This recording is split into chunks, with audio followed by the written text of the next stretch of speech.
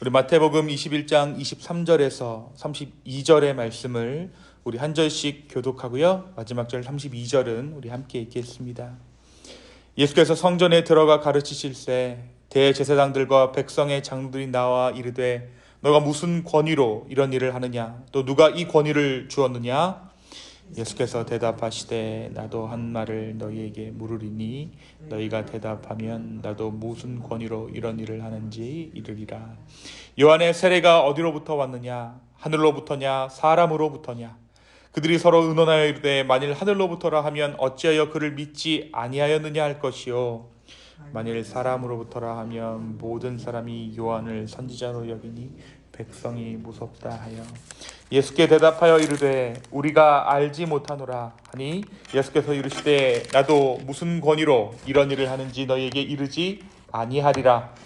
그러나 너희 생각에는 어떠하냐? 어떤 사람에게 두 아들이 있었는데 맏아들에게 가서 이르되 예 오늘 포도원에 가서 일하라 하니 대답하여 이르되 아버지 가겠나이다 하더니 가지 아니하고 둘째 아들에게 가서 또 그와 같이 하시니 대답하여 이르되 실소이다 하였다가 그 위에 뉘우치고 갔으니 그 둘 중에 누가 아버지의 뜻대로 하였느냐? 이르되 둘째 아들이니이다. 예수께서 그들에게 이르시되 내가 진실로 너희에게 이르노니 세리들과 창녀들이 너희보다 먼저 하나님의 나라에 들어가리라. 요한이 의도로 너희에게 왔거늘 너희는 그를 믿지 아니하였을 때 세리와 창녀는 믿었으며 너희는 이것을 보고도 끝내 뉘우쳐 믿지 아니하였도다. 아멘. 우리가 고난 주간을 맞아서 예수님께서 십자가로 가시기 전 그 마지막 일주일의 행적을 따라가려 합니다. 월요일은 성전 정화의 날이었죠. 바로 어제는 우리 성전 정화의 날이었어요. 예수님께서 예루살렘에 나귀 새끼를 타고 입성하신 다음에 가장 먼저 성전을 방문하십니다. 성전에 들어가셔서 만민이 기도하는 집이 되어야 할 그 성전이 강도의 굴혈로 변질된 모습을 보시면서 그들을 책망하시고 분노하시면서 그 성전을 모두 깨끗게 하셨습니다. 물건들을 파는 성전세를 거두는 동물들을 매매하는 그런 상들을 모두 둘러엎으시고 이 집은 아버지의 집이다. 만민의 기도하는 집이다라고 다시 한번 말씀해 주십니다. 오늘 우리가 맞이한 화요일은 소위 변론의 날이라고 알려져 있습니다. 이날은 성전에서 예수님께서 가장 많은 가르침을 주신 날이에요. 물론 예수님께서 상당히 많은 가르침을 이스라엘 가운데 이 땅 가운데 허락하셨지만 성전에서 예수님께서 가장 많은 가르침을 주신 날은 바로 이때입니다. 그러나 아이러니하게도 이때 사단은 예수님에 대해서 온갖 공세를 퍼부었습니다. 당시의 종교 지도자들은 예수님을 어떻게 하면 잡아 죽일까에 대해서 몰두하고 있었어요. 그래서 바리새인들과 여러 유대 종교 지도자들은 예수님께 대답하기 곤란한 질문들을 하기 시작합니다. 이렇게 대답하면 저 논리에 어긋나고 저렇게 대답하면 또 다른 논리에 어긋나서 곤란에 빠질 만한 질문들을 했다는 것이죠. 그리고 그 중에 어떤 질문들은 예수님께서 잘못 대답하시면 즉시 법원에 그를 잡아 가둘 수 있는 고소할 수 있는 그런 질문들을 예수님께 하기 시작합니다. 그러나 오히려 예수님께서는 이때를 기회 삼아서 그들에게 진리의 말씀을 가르치세요. 언제 이 바리새인들과 종교 지도자들과 제사장들이 예수님의 말씀을 듣겠습니까? 그런데 이들이 예수님을 향해 곤란한 질문을 던지자 그때를 기회 삼아서 예수님께서 그들 가운데 진리를 전하셨다는 것이죠. 사단의 공세를 오히려 예수님께서는 진리를 전파하는 그 기회로 삼으셨던 것입니다. 이 화요일의 예수님의 행적은 이렇습니다. 화요일 아침에 이제 베다니를 떠나서 성전을 향하던 예수님 일행은 저주받은 무화과 나무가 있는 것을 발견해요. 이 무화과 나무가 말라 있는 것을 발견했습니다.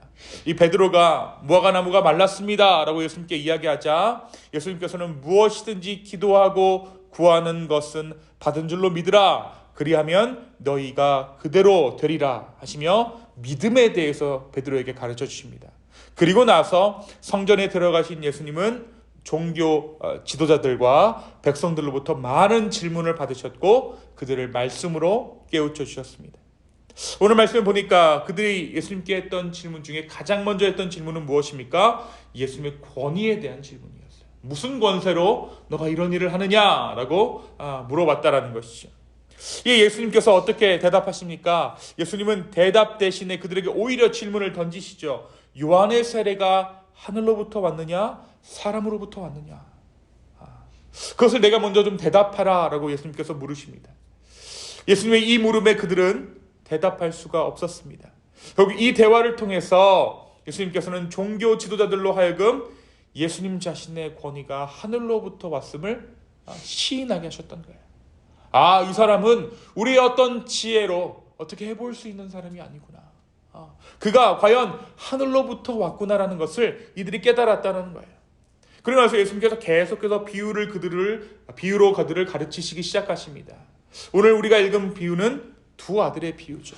그리고 나서 악한 농부의 비유, 혼인잔치의 비유를 통해 종교 지도자들을 책망하셨습니다. 오늘 이 말씀 가운데, 이 비유 가운데 등장하는 첫 번째 아들이 누구입니까? 바로 이들이에요. 바리새인들과 서기관들과 제사장들. 예수님이 이들에게 말씀하십니다. 오히려 세리와 창녀들이 천국에 들어갈 것이다. 너희는 결코 들어갈 수 없다. 요한이 의의 도로 너희에게 왔거늘 너희는 그를 믿지 아니하였으므로, 요한을 믿지 아니하였으므로 세리와 창녀는 믿었다. 그리고 너희는 이것을 보고도 끝내 뉘우치지 못한다라고 책망하십니다. 그리고 예수님을 이들이 즉시로 잡으려 했습니다. 이 비유가 자신들을 책망하는 비유임을 알아차렸기 때문입니다. 하지만 백성들이 두려워 실행에 옮기지 않습니다. 그래서 이번에는 예수님께 어떤 질문을 하면 뒤에 보면 예수님께 세상 사는 질문을 해요. 종교적인 질문이 아니라 세상의 이치를 물었던 것이죠. 세상의 이치에 관한 질문은 다름 아닌 세금에 관한 질문을 합니다. 예수님은 그들에게 가이사의 것은 가이사에게, 하나님의 것은 하나님께 바치라 라고 또 대답해 주십니다. 가이사에게 바칠 수 있는 것은 그들이 들고 있는 무엇입니까? 돈입니다. 동전이에요. 그 세금을 바치는 사람은 하나님께 바쳐질 수 있다는 거예요. 그들이 드릴 수 있는 것은, 그들이 가이사에게 줄 수 있는 것은 동전이지만 그 세금을 바치는 사람은 하나님께 드려질 수 있다는 것이죠. 결국 이 사람이 하나님께 드려진다면 그가 가진 소유도, 심지어 가이사에게 드렸던 그 동전까지도 모두 하나님의 것임을 예수님께서 말씀해 주셨던 것입니다. 사랑하는 성도 여러분, 오늘 말씀은 우리가 무엇을 말해주고 있습니까? 먼저 예수님의 비통함에 대해 오늘 우리는 함께 생각해 보게 됩니다. 이때 예수님께서 죽음을 3일 앞두고 계셨던 때예요. 마음이 민망하여 탈진하고 쓰러질 정도였지만 누구 하나 예수님께 냉수 한 그릇 대답하지 않았습니다. 예수님께서 수많은 종교 지도자들에게 공격을 받는 동안 제자들은 뭐하고 있습니까? 꿀먹은 벙어리가 됐어요. 아무도 예수님을 변론하지 않습니다. 아무도 예수님을 변호하지 않습니다. 예수님의 방패가 되어주지 않습니다. 이때 오히려 사단은 예수님의 제자 가룟 유다에게 예수님을 팔 마음을 집어넣어요. 이를 지켜보시는 예수님의 마음, 이것을 그대로 오롯이 당하시는 이 예수님의 마음이 얼마나 비통하고 무거웠을까요? 3년입니다. 제자들과 함께 했어요. 뿐만 아니라 수많은 자들에게 정말 곤란한 상황 가운데 있을 때 예수님께서 그들을 먹이시고 채우시고 병도 고쳐주시고 죽음에서도 그들을 구원하셨습니다. 그런데 어느 한 사람 예수님을 돌아보지 않습니다. 아무도 예수님을 변론해 주지 않아요. 사랑하는 성도 여러분, 오늘날도 예수님은 철저히 버림당하고 계십니다. 결정적인 순간에 내 무언가가 달려있는 그 상황에 우리는 복음의 가치를 너무나도 쉽게 버려버립니다. 오늘도 우리는 우리의 손으로 예수 그리스도를 십자가에 못 박고 있는 것이죠. 예수님을 통해서 성공도 하고 출세도 하고 마음의 평안도 얻었지만, 그리고 여전히 예수님을 통해 성공도 하고 싶고 출세도 하고 싶고 내 모든 소원을 이루고도 싶지만 그 마음은 다름 아닌 가룟 유다가 예수를 은 30에 팔았던 그 마음입니다. 가룟 유다가 왜 예수님을 팔았습니까? 내가 결정적인 일을 해야겠다. 종교적으로 종교 지도자들에게 인정받아야겠다라는 그 마음으로 예수님을 팔았잖아요. 오늘 우리가 복음을 통해서 내 마음의 평안을 얻고 구원을 얻고 성공을 얻고 출세를 얻고 하는 그 마음이 가룟 유다의 마음과 닮아 있다라는 것이죠. 오늘 이 고난주간 셋째 날, 변론의 날에 예수님을 향한 변론의 기도를 드릴 수 있는 저와 여러분이 되었으면 좋겠습니다. 예수님을 위한 변론이란 무엇입니까? 그 변론이란 다름 아닌 예수님은 죄가 없습니다. 바로 내 죄 때문에 주님이 그 십자가를 지셨습니다라는 고백일 것입니다. 오늘 이 주님을 향한 변론의 기도와 함께 주님과 동행할 수 있는 저와 여러분 되기를 예수님 이름으로 축원합니다. 두 번째, 오늘 말씀은 우리에게 예수님의 지혜에 대해서 말해주고 있죠. 예수님은 수많은 질문들을 받았지만 오히려 그것을 기회 삼아 그들을 가르치십니다. 문제는 그들이 전혀 듣지 않았다라는 사실이에요. 그들에게도 나름의 지혜가 있었지만 그 지혜가 그리스도의 복음을 깨닫는 데까지는 미치지 못했던 것입니다. 곤란한 질문까지는 던질 수 있어요. 근데 그들의 지혜가 어떠한 지혜입니까? 진리를 깨닫지 못하는 지혜였던 것이죠. 그렇다면 우리는 그 지혜의 예수 그리스도, 세상의 지혜가 감당할 수 없는 지혜의 창조자 되신 그분이 택하신 인류 구원의 길을 생각해 봐야 할 것입니다. 여러분, 가장 똑똑한 분, 가장 명석한 분, 가장 지혜로운 분, 그분이 어떠한 길을 택하셨습니까? 그분이 인류를 구원하시기 위해 택하신 것은 다름 아닌 십자가의 길이었어요. 이 십자가가 하나님의 지혜요, 바로 오늘을 살아가는 우리의 지혜인 줄 믿습니다. 이 지혜가 우리를 구원했습니다. 사랑하는 성도 여러분, 오늘 예수님의 지혜가 우리의 삶에 가득하기를 소망합니다.